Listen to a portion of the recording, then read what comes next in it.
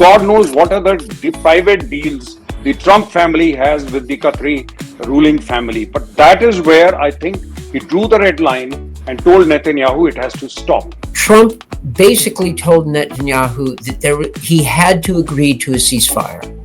He had to agree to at least to the initial phases of the Trump 20-point plan. He's calling it a peace agreement. It's not a peace agreement. Trump, it's a stream of consciousness, thinking there's no written script. He says whatever occurs to him. And you could see the Pakistani Prime Minister just laying it on, literally massaging the ego of President Trump. And obviously there was a risk for Prime Minister Modi going to the peace summit because Trump's behavior is unpredictable and the Prime Minister could have been placed in an awkward position. Hello and welcome to Tracking Trump on DeKoder. I'm Nidhi Razdan. Well, here we are in the middle of October and we're wondering where exactly is the India-US relationship headed? Are there mixed signals that are coming from Washington over the last few weeks? On one hand, we have seen that Prime Minister Modi and President Trump have spoken. They are back to greeting each other on social media. The trade negotiations between the two countries have also restarted. But we're also seeing the fact that President Trump is full of effusive praise for the Pakistani leadership, which is a very sore point in New Delhi. We don't know whether we are any closer to a breakthrough in the trade negotiations, although we do have the US ambassador designate to India who came recently to Delhi to meet the Prime Minister and sounded very optimistic about the relationship. Yet those punitive tariffs on India for purchasing Russian oil still remain. There's been no rollback of that. So despite all the nice words that have been said on the ground, Indian exporters are beginning to feel the pinch of these punitive tariffs. And interestingly, Prime Minister Modi was invited to President Trump's Gaza peace summit in Egypt a couple of days ago. However, he did not attend, and instead India chose to send the Minister of State for External Affairs. We did see other world leaders present there, very much so, whether it was the UK's Prime Minister, the Italian Prime Minister, and others. It was like a roll call of world leaders, but Mr. Modi decided not to go. So is there a deadlock in the relationship? Or are we actually going to see an end to this deadlock sooner rather than later? And joining us now to make sense of all of this and everything that's been happening in the Trump sphere, as it were, are two veteran diplomats who bring decades of experience with them to the table. Ambassador K.C. Singh, we're happy to have him on DeKoder today. He joined the Indian Foreign Service in 1974. He retired in 2008. He has been India's ambassador to Iran, to the UAE, and has served all around the world and brings his experience to the table today. Thank you very much, Ambassador K.C. Singh, for being with us. And Ambassador Daniel Reed is joining us from Washington, D.C. today after spending 40 years as a career diplomat in the State Department. He was also the Assistant Secretary of State in the United States and brings a wealth of experience as well. Thank you both very much for being with us. I just wanted to begin first by asking both of you about the story that really dominated world headlines, which was Trump's big push for peace in Gaza. Ambassador K.C. Singh, to you first. Do you think it's going to last? I think even Trump's critics are giving him credit for having been able to achieve this deal this far. But we have a long way to go, don't we? Look, the critics are saying that this deal is nothing more than what Biden had on the table a year ago. Then Prime Minister Netanyahu met the then out-of-power President Trump in Mar-a-Lago, and that is where the Israelis drifted away. So they said, no, we will settle it later. It reminded me of exactly the same thing happening in 1980, where President Reagan's emissaries were in touch with Iran, and Iran refused to let the American hostages go because you had President Carter's election coming up. And in fact, Carter lost the election partly for that reason. So this has happened in the past. This kind of thing which goes on, foreign leaders use. And I think Netanyahu is very shrewd. He's used his connection. He knew that President Trump will be better for him than any Democrat who wins, and certainly Kamala Harris.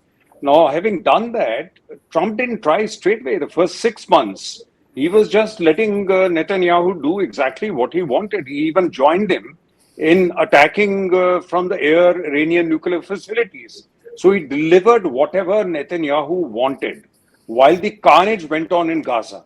That didn't seem to trouble him at all. And then now reaching this point where he is chanting Nobel Peace Prize, Nobel Peace Prize, he's got a long list of supposed peace agreements that he has mediated, that he said, fine, we'll do it. And this really happened after Qatar was attacked by Israel.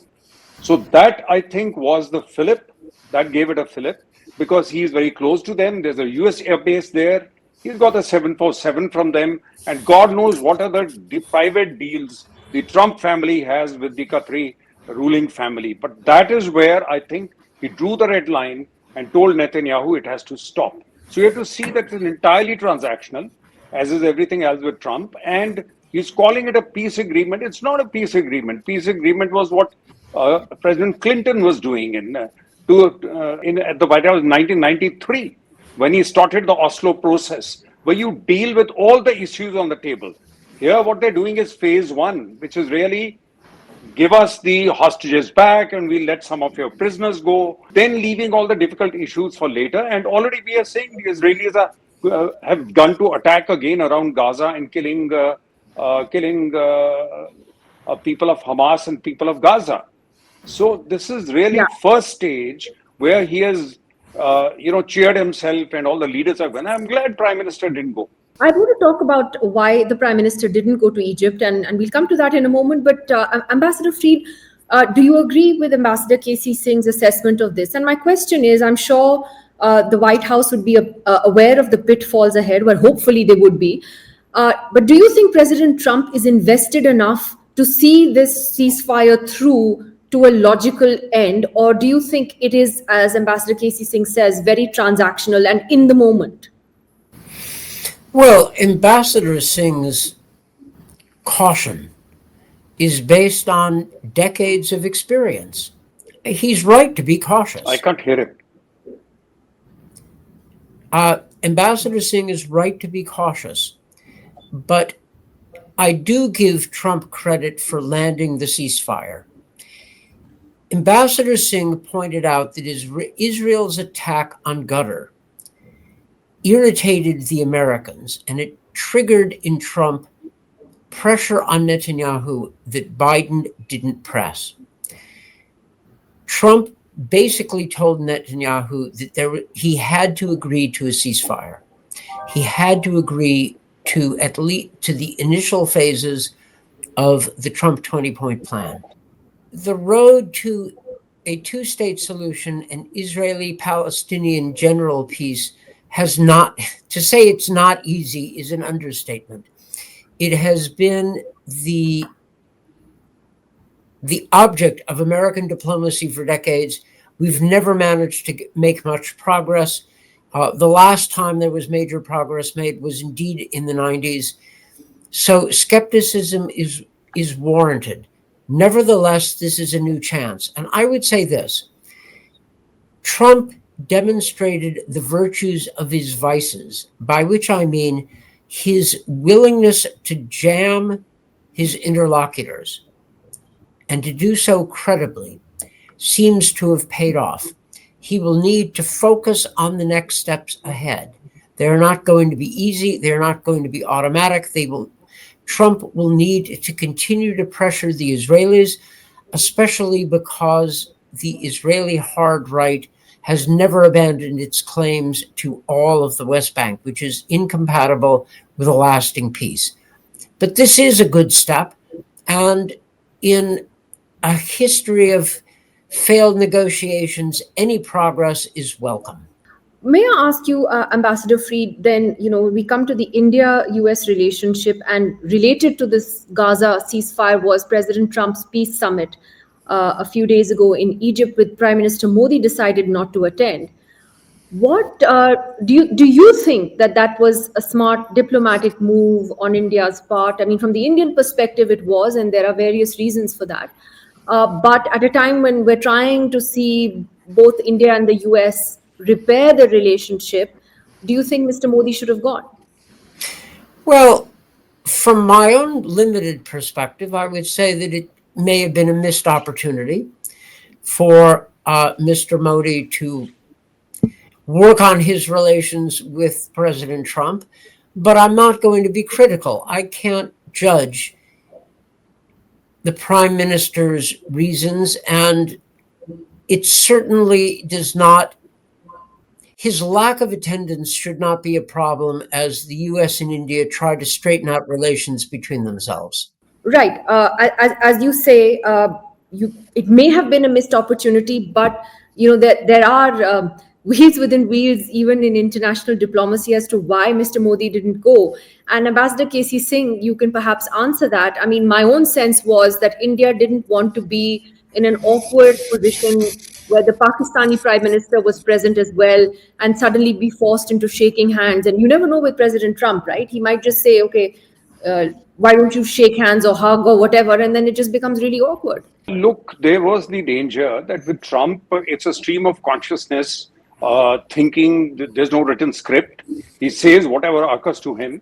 And you could see the Pakistani Prime Minister just laying it on, literally massaging the ego of President Trump.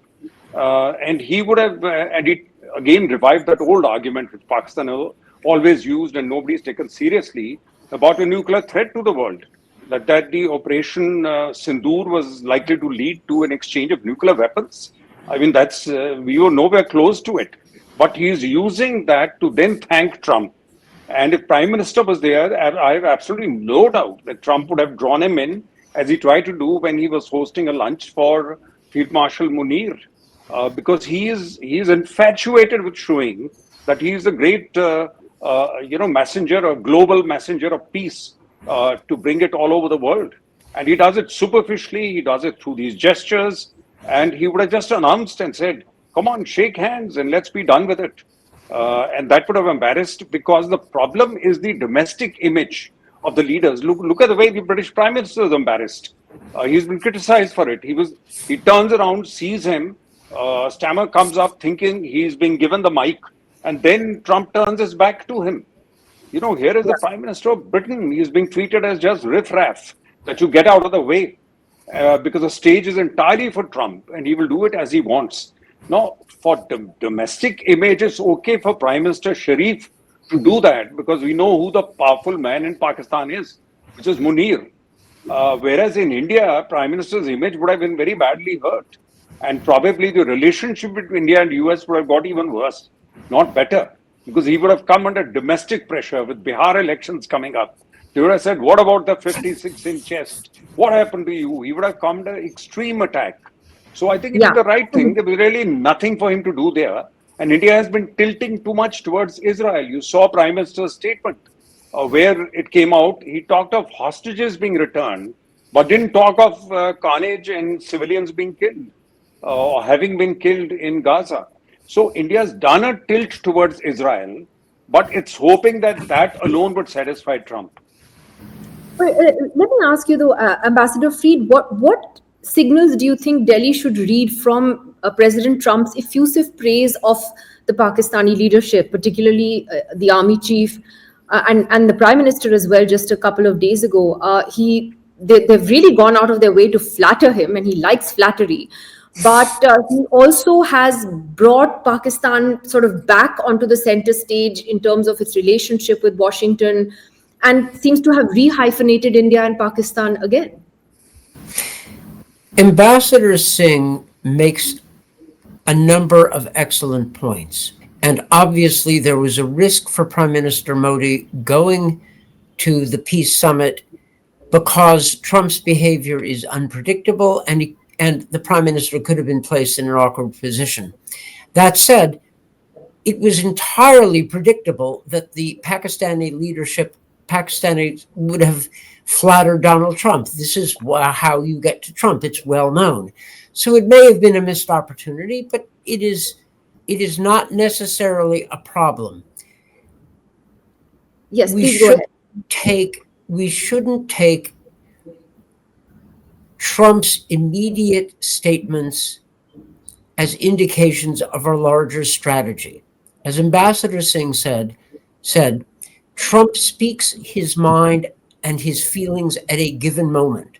It does not necessarily have greater significance. It is usually meant for tactical value.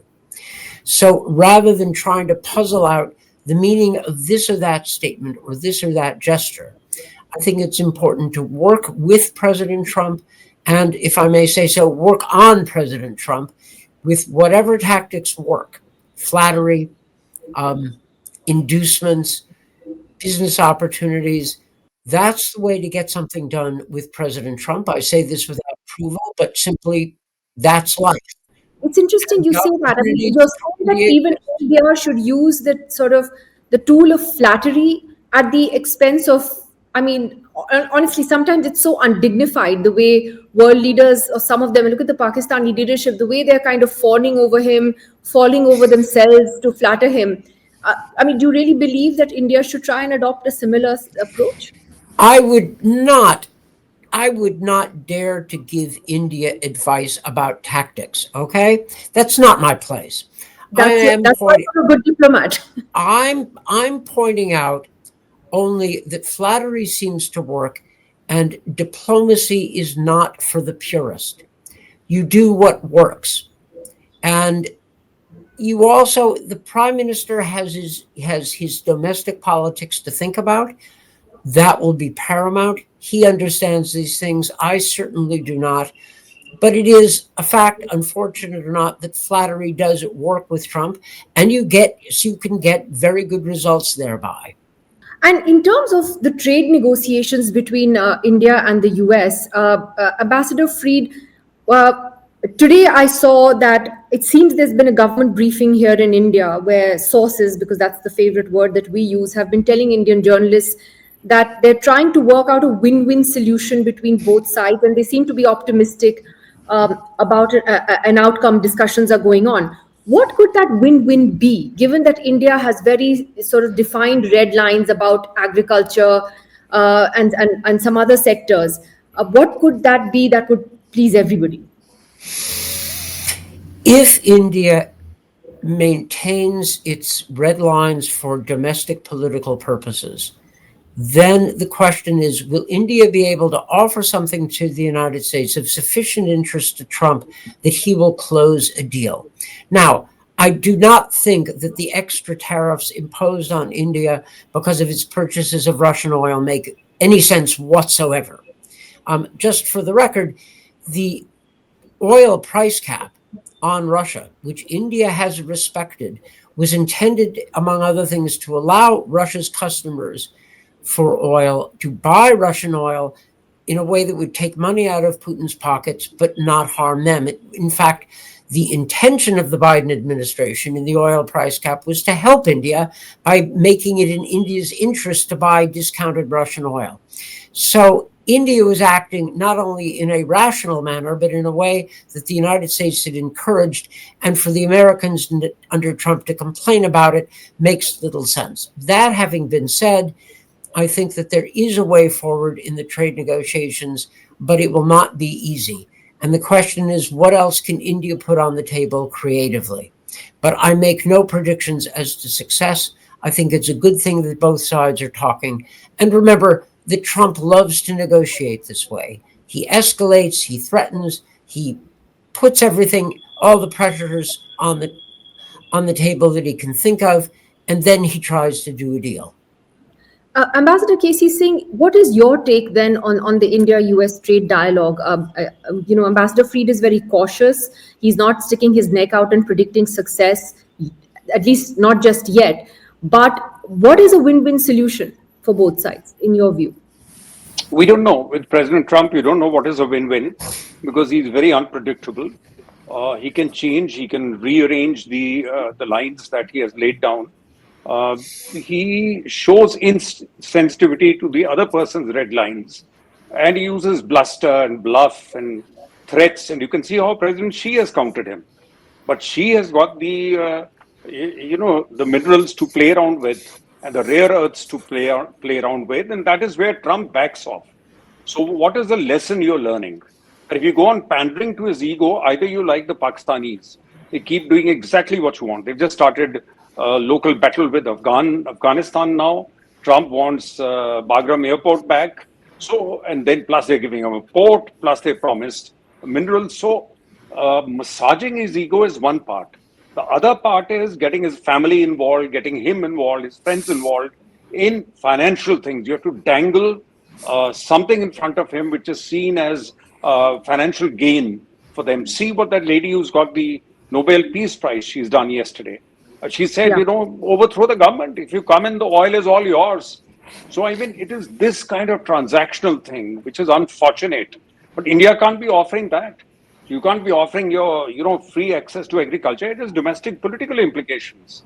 We are a democracy. You can't be offering things. So we are actually stuck between neither being able to play like President Xi from a position of strength and taking on Trump and telling him where he gets off, nor completely prostrate ourselves like the Pakistanis.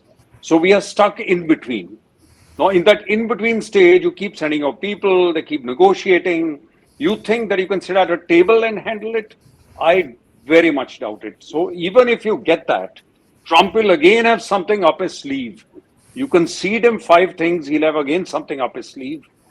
So until the midterms next year, when hopefully the American people have woken up and given one of the houses to the Democrats, if by then there is no fiddling with the electoral process in America, until then, I think you will have this kind of thing. It's not going to be easy for India to deal with Trump. Caught between domestic politics, neighborhood, destabilized neighborhood, and the challenge posed by Trump. I think both of you have actually outlined very the sort of caution with which we should expect things to unfold in that India-US relationship, notwithstanding some of the sort of flowery language we've seen being used over the last few weeks. As you both point out, there are very serious issues that have still to be overcome. And Ambassador K.C. Singh, I think you summed it up quite well, that India is really caught between a rock and a hard place, and there are no easy choices here. Thank you very much to both of you for joining us.